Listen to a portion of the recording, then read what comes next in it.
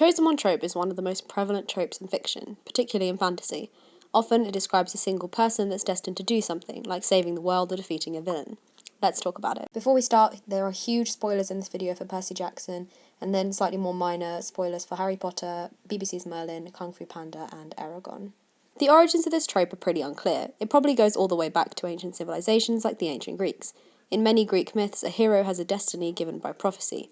For example, before Achilles was even born, a prophecy said that Achilles' mother, Thetis, would bear a princely son that would be stronger than his father, which effectively deterred Poseidon and Zeus from marrying Thetis so that they wouldn't be overthrown. Achilles was chosen by prophecy for his destiny, thereby making him a chosen one.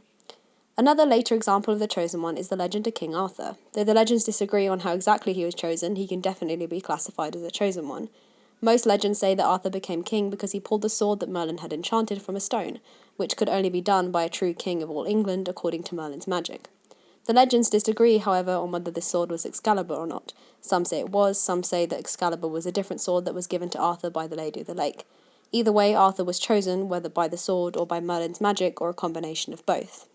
In modern media, the chosen one trope is still very prevalent, with examples like Harry Potter, Percy Jackson, Kung Fu Panda, Star Wars, and many more. There are several different subcategories within the umbrella of the chosen one trope. In this video, I'm going to cover what I consider to be the main ones: chosen by prophecy/destiny, chosen by magical object, and chosen by sentient being. Let's start with chosen by prophecy/destiny. This can either be a case of the chosen one being told they have a destiny or a prophecy they have to fulfill because the universe has made it that way, sometimes before they're even born, or because there's a specific existing prophecy that they fit the criteria for. Often the trouble with this subtrope is that if your hero is destined to save the world or defeat a villain, then you know they're going to win. In this case, the pull of the story really has to be the journey because you and the characters already know how it ends. There are a couple of major examples of this, but Harry Potter is the first mainstream one to come to mind, even though his case is a little bit different to the typical chosen one by destiny. In Harry Potter, there is a prophecy that says that soon someone will be born who will have the power to defeat the Dark Lord.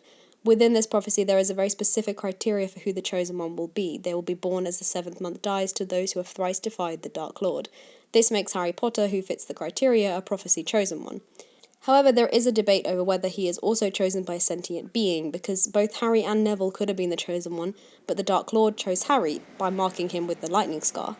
Since this event is detailed in the prophecy, though, I would say that Harry is more prophecy chosen than he is sentient being chosen, because the sentient being choosing is part of the prophecy. The good thing about Harry Potter is that although he is destined to have the power to defeat Voldemort, he isn't actually destined to defeat him. It isn't guaranteed.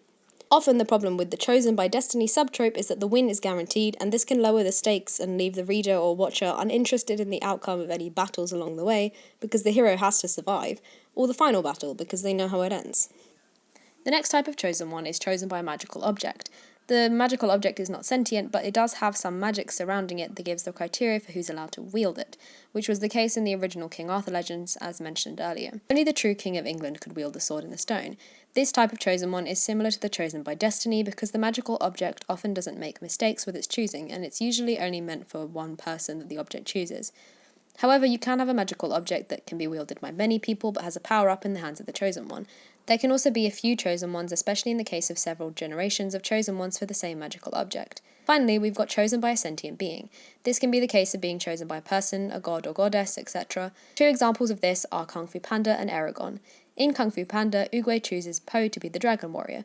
There is some debate here whether Po is solely chosen by Oogway because Oogway seemed to know that Po would appear in front of him for the choosing, so there might be some element of destiny there, but for the most part Oogway as a sentient being made the decision to choose Po.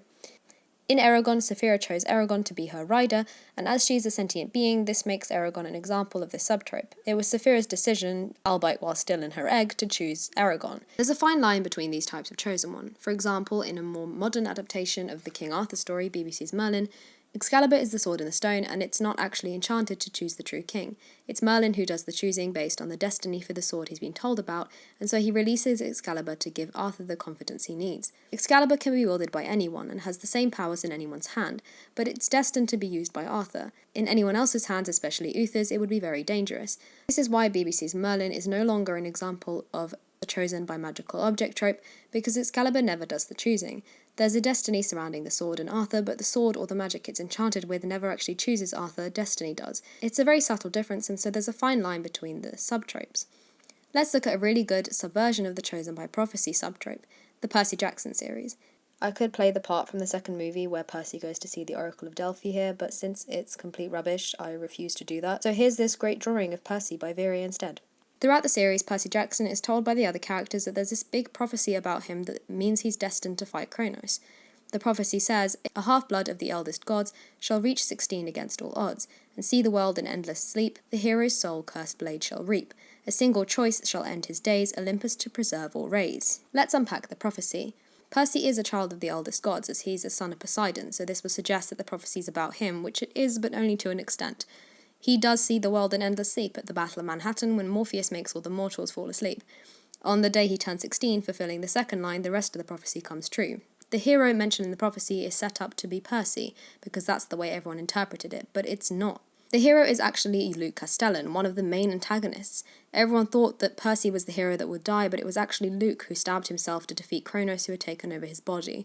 So Luke is the hero whose soul the cursed blade, Annabeth's dagger, reaped, and whose days are ended by a single choice, Percy's choice to hand him the dagger and save Olympus. It's an amazing subversion of the trope because it sets up one chosen one and then reveals that the real chosen one is someone else. Percy did save the world by passing the dagger to Luke and trusting him, but Luke was the real hero the prophecy described because he made the sacrifice. He's the hero that everyone thought Percy would end up being. That's not to say that Percy isn't a hero, he is, and he's one of my favourite characters ever, but he's not the hero that the prophecy mentions. Unfortunately, the Chosen One trope has kind of fallen out of grace recently. Personally, I think that this is probably because Harry Potter was such a success that people wanted to read more Chosen One stories, and the market became so saturated that people eventually got sick of it.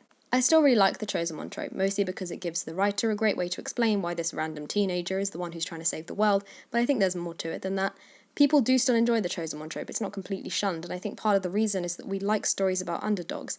Most Chosen Ones are very unequipped to be heroes. They have this great destiny thrust upon them that they weren't ready for, and we get to watch them grow into their own until they finally succeed in their destiny. It's in the human nature to dream, and so we like experiencing stories about people who achieve goals that they set out to achieve, such as fulfilling a great prophecy or completing a quest they were chosen to do, and all of it against the odds.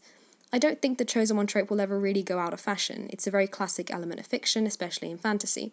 But I do think that stories where the Chosen One trope is subverted are generally more well received, and that's because we don't want to see the exact same stories again and again. We want to see something original, even if it follows the same basic structure. And that's it.